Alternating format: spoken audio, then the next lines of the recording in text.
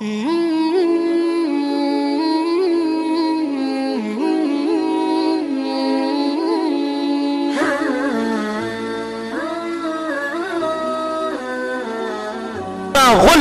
ہمارے دل میں، ہمارے دلوں پر غلاف پڑ چکے ہیں، ہمیں دوسروں کی باتیں ہضم نہیں ہوتی، بہت معذرت سے۔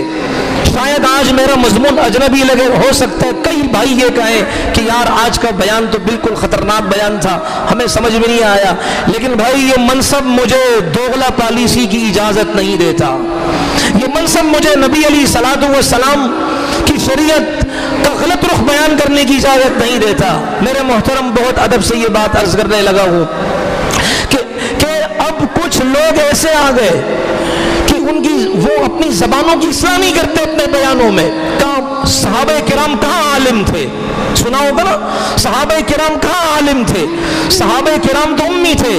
میرے محترم، یہ بات کرنا نبی کی تربیت پر گستاخی اور انگلی اٹھانا ہے، یہ نبی کی تربیت پر یہ کیا ہے، اعتراض اور اشکال کرنا ہے کہ نبی علیہ السلام نے ایسے صحابہ کو تشکیل دی، ایسے صحابہ کی جماعت کو تشکیل دی کہ جن صحابہ کی جماعت میں نعوذ باللہ سمجھنے کی، پرکھنے کی صلاحیت اور لیاقت اور استعداد نہیں تھی۔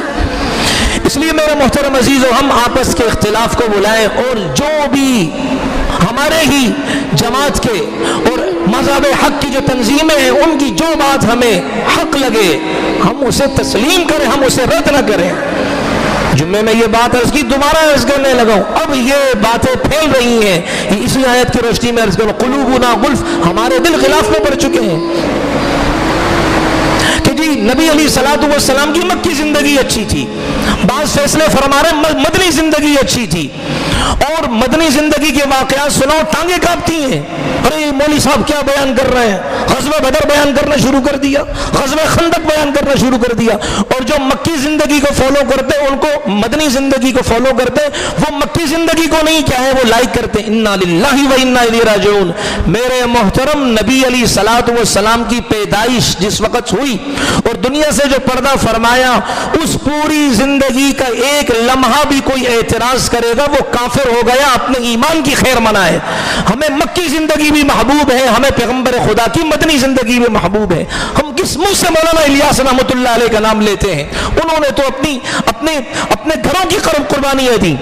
مولانا الیاس رحمۃ اللہ علیہ، مولانا قاسم نانوتوی رحمۃ اللہ علیہ، حجت اللہ فی الارض مولانا قاسم نانوتوی رحمۃ اللہ علیہ، بانی دارالعلوم دیوبند، ان کے بارے میں آتا ہے کہ ایک رئیس زادی کا ان کے ساتھ رشتے کا یعنی کہ وہ بات چلی، مولانا نے فرمایا میں اس سے نہیں کر سکتا، میں غریب آدمی ہوں، یہ امیر کی بچی ہے، میرے گھر میں فاقے ہوں گے، یہ برداشت نہیں کرے گی، میری وجہ سے غریب کی بچی کیوں پریشان ہو۔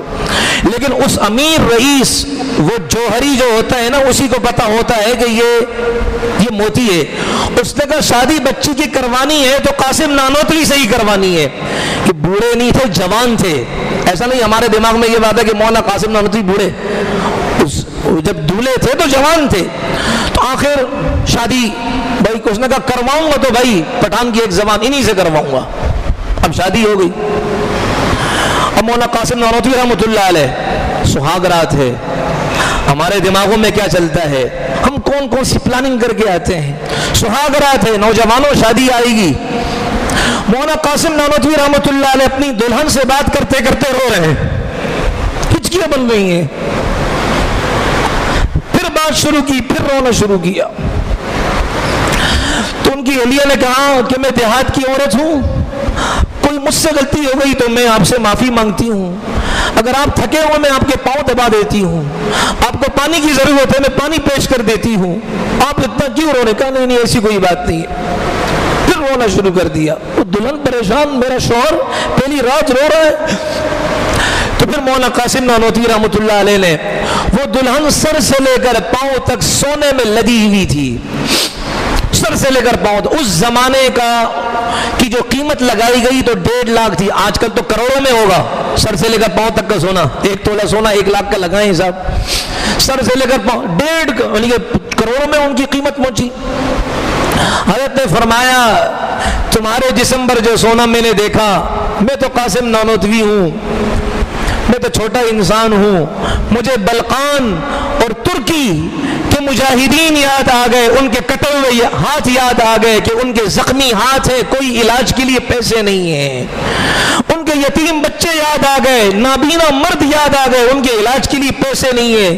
تمہارے جسم پر یہ میں نے سونا دیکھا, میں تو 1-1 روپے کی بھیک مانگنے کے لیے اپنے ان مظلوم مسلمان بھائیوں کے لیے نادوتا بھی جاتا ہوں, لدھ اور گنگوہ بھی جاتا ہوں, دیگر علاقے میں مسلمان بھائیوں سے 1-1 روپے کی بھیک مانگنے جاتا ہوں کہ ترکی کے مجاہدین کے لیے پیسے دے دو, ان کو ضرورت ہے.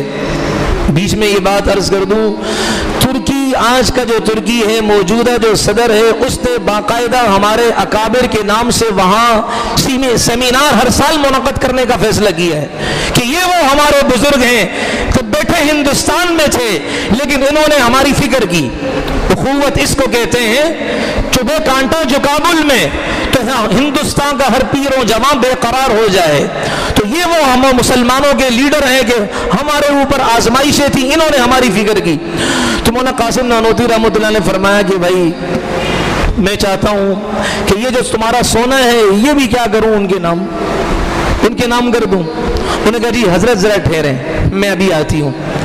چھوٹے کمرے میں گئی, دوپٹہ اتارا, سارا سونا دوپٹے میں رکھا, کہا یہ آپ کا بہت بہت شکریہ, یہ میری طرف سے ان مجاہدین کو دے دینا. یہ تھے ہمارے اکابر.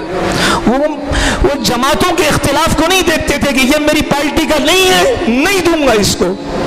وہ اس کو دیکھتے تھے کہ یہ اخوت اسلامی کلمہ پڑھنے والا ہے, چاہے کسی بھی جماعت سے ہو. ہم تو ٹکڑیوں میں بٹ چکے ہیں, مسلکی اختلاف, سیاسی اختلاف, آپس کے اختلاف, جڑتے ہی نہیں ہے سالے. Like us on Facebook. Contact us on WhatsApp. Subscribe our YouTube channel and watch our videos.